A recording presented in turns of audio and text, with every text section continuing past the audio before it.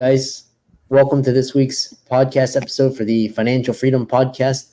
I'm really excited about today's guest, Victor. He's a former tech founder turned life and business coach, and I love all things related to entrepreneurship, personal development, and he's going to talk to us about human consciousness, spirituality, Yeah. and I love having the platform to have fireside chat about Victor's life and his work. So, Victor, welcome. Thank you. Thank you so much. I appreciate it, Chris. Yeah, we connected through Podmatch, and it's kind of like the Airbnb for podcast. It is. It definitely is. It's a really cool idea. I'm fairly new to it, but I've connected with a lot of people really quickly. It's super cool. So yeah.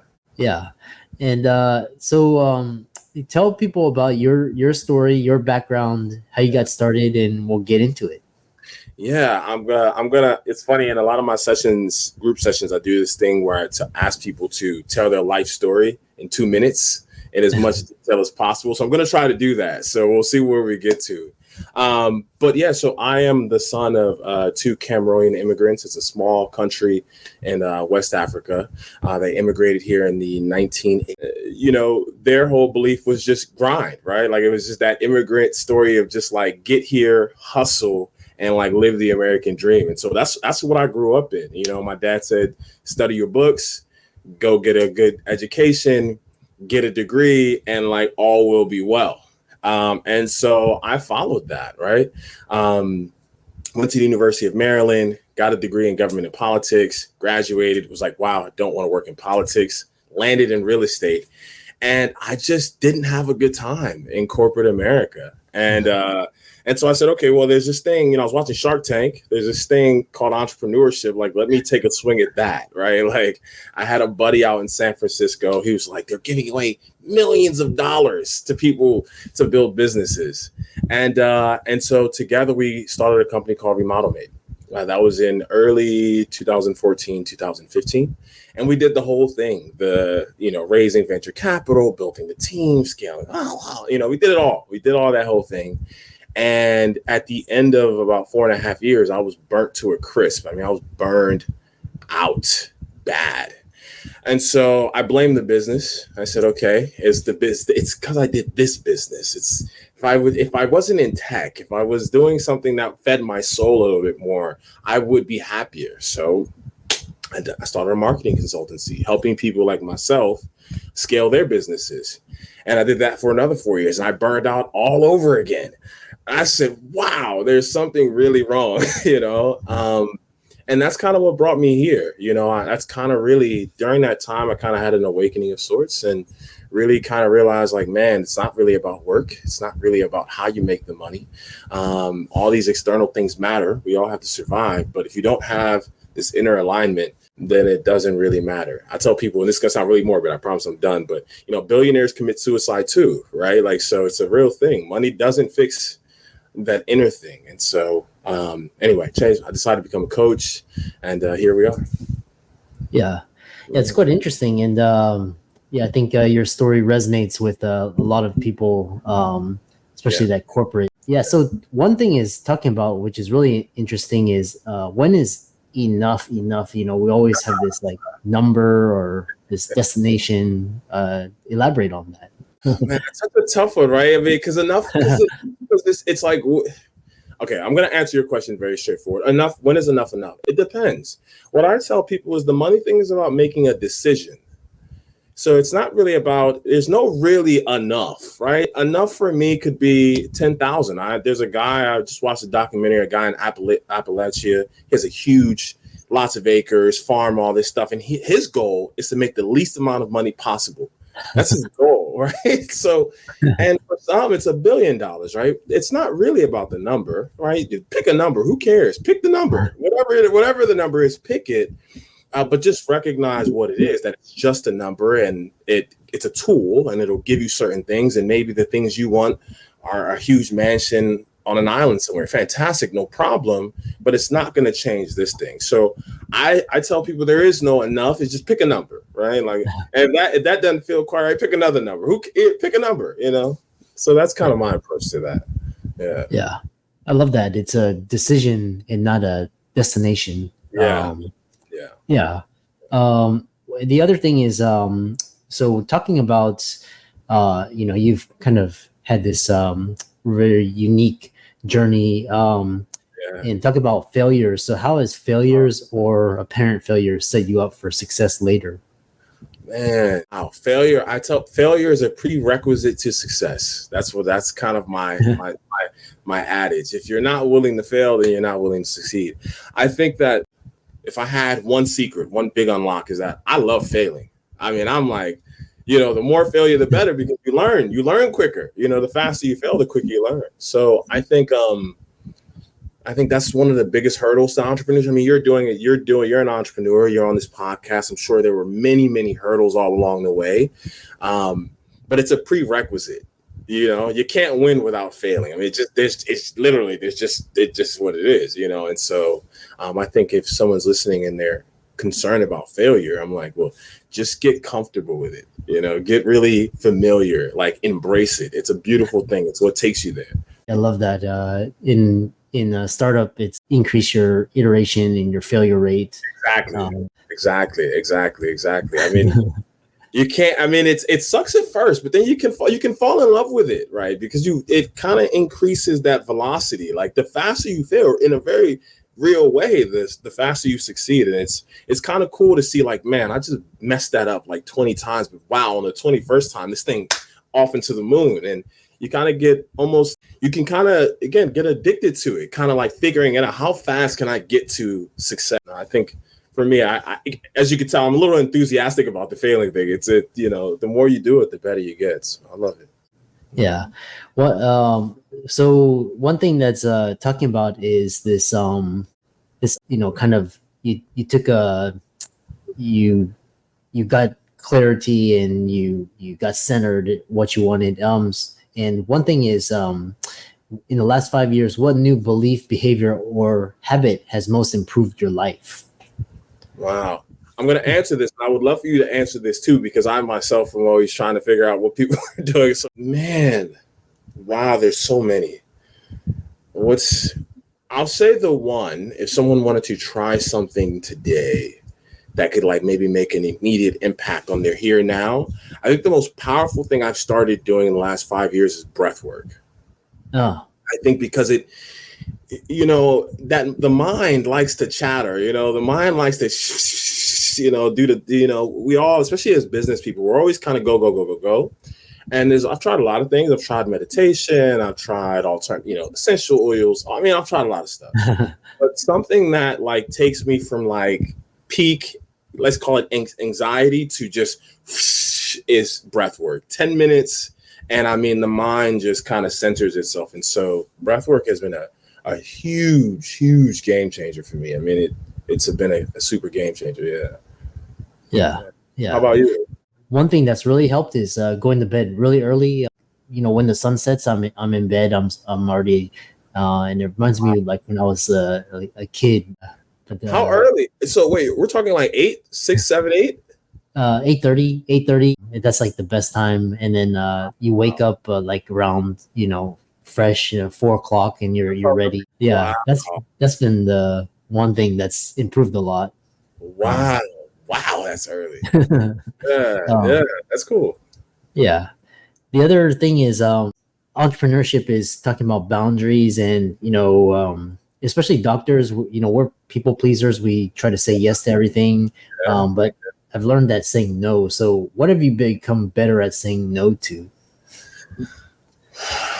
Man, you know what? What have I become? A lot of things. I think saying no to myself, if I'm being completely transparent. I think we are our biggest saboteur, the person, me. All right. And so, sometimes you want to eat that extra donut and no more donuts, so I think not giving in to every desire that I have, really being willing to say no for the sake of discipline, in your case, going to bed at 8. I'm sure there are times where you're like, it'd be nice to stay up a little later and watch the movie, right? But you're like, no. So I would say for me, it's just saying no to myself, really. when things don't necessarily align with the larger goal. Yeah, I love that saying no.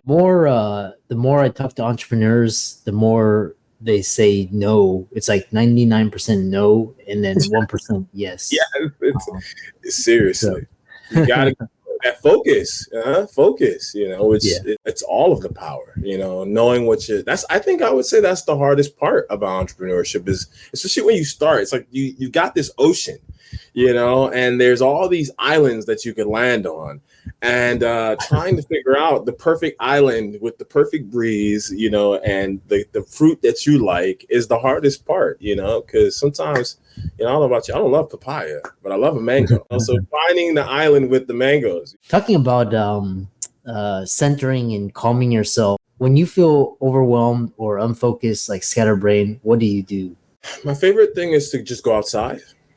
I think it's the simplest one. I like right after we do this, I'm gonna probably go outside in the backyard and sitting amongst the plants and trees and just sometimes it's 2 minutes, sometimes it's 10 minutes, but I think for me that's the easiest one. If you don't have access, because I used to live in the city, if you don't have access to outside, I would say breathe. I mentioned breath work earlier. I think you have access to it at all times, and it really, really works. And it can be as simple as deep inhales and exhales. Sometimes that's all it takes. So I would say, getting outside, nature and breathing. Yeah, I love that. Nature baths. It's amazing what the breath can do. You just focus and center like that. Just that simple act can change your world. Is very powerful. Yeah.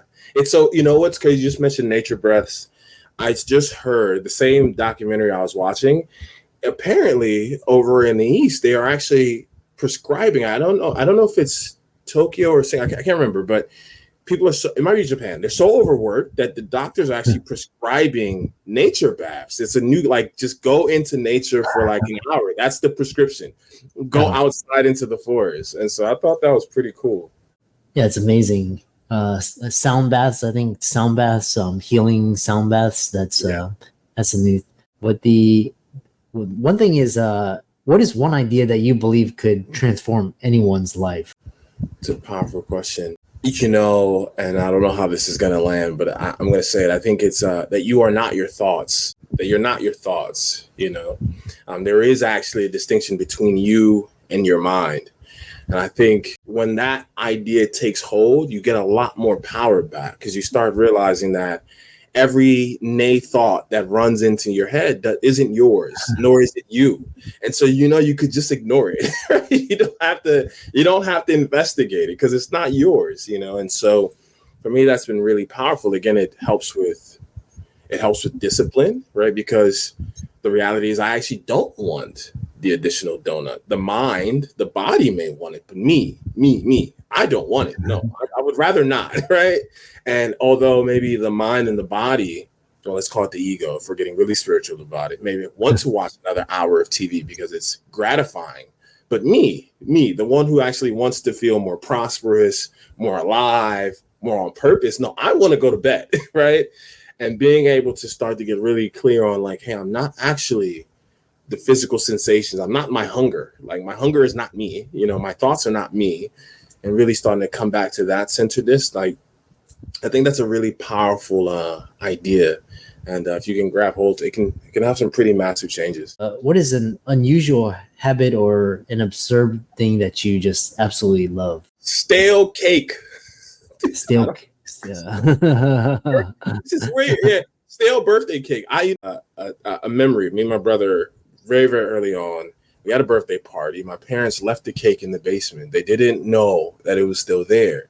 So for a week, my brother and I had access to an abundant amount of just cake. And even when it went stale, we kept eating it. And so I have a weird affinity towards stale cake, not because I think it tastes good, because it doesn't, but I think it reminds me of that memory. And so it's something that I kind of love. Yeah. Okay, interesting. I know, right? I know. You didn't see that one coming. Yeah. And as we're kind of at the end, I have two more questions. And one is just kind of for entrepreneurs out there, we think one particular investment or class is really what's the best or most worthwhile investment you've ever made? I think for me, Best or most worthwhile. That's a hard one. I'm going to go with the one that will most serve an entrepreneur. I think that would be investing in the skill set of marketing. I think that sales and marketing. So pick your, either one. They're kind of equally valuable, but to the extent that you know how to generate money, right, through marketing and sales. I mean, you acquire a tremendous amount of independence, right? And so I think I've spent a lot of money on marketing training, a lot of money. And I think that from a business perspective, it's been one of the most valuable things I could have ever done. Yeah. Marketing, sales. Yeah, I love that. And being able to grab attention, form a community engagement. Yeah. Kind of like what you're doing here, right? Like, I mean, this is very much so. I mean, you found a way to create a platform. You found a way to get guests here and have meaningful conversations. And you're doing that week after week after week. I mean, that takes a lot of skill. There's a lot. It seems easy, right? But it's not actually, like, to do what you're doing, from the technical piece all the way to the inviting of guests, all the way to I don't know if you're doing the post-production, but even if you're outsourcing it, I mean, there's a lot of skill, and all of that goes into the marketing kind of, knowledge base that's required. So I think it's really valuable. Yeah.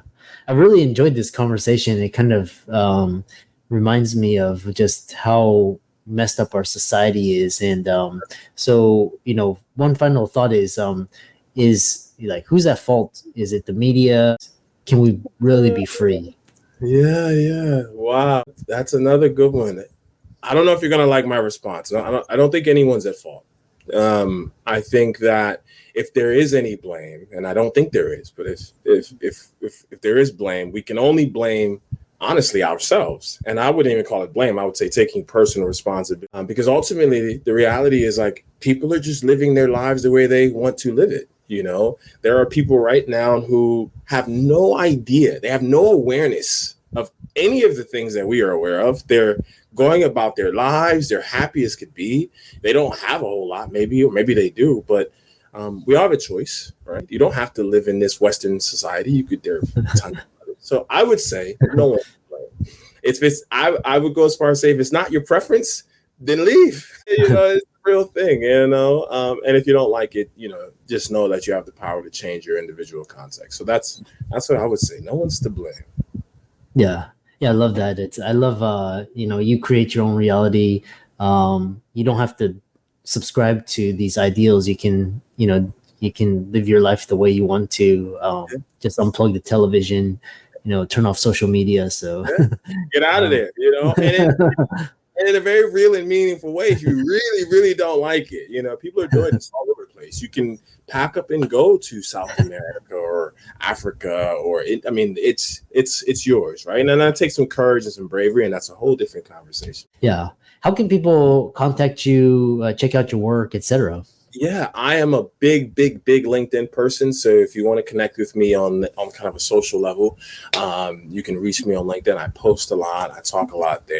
If you want to connect with me more directly, I don't know if you're going to provide access to my email. You can shoot me an email. I also have a website. If you want to just kind of check out some of the stuff I've talked about, it's called Art of Trend. So there's a few ways I can provide that to you, and you can share it.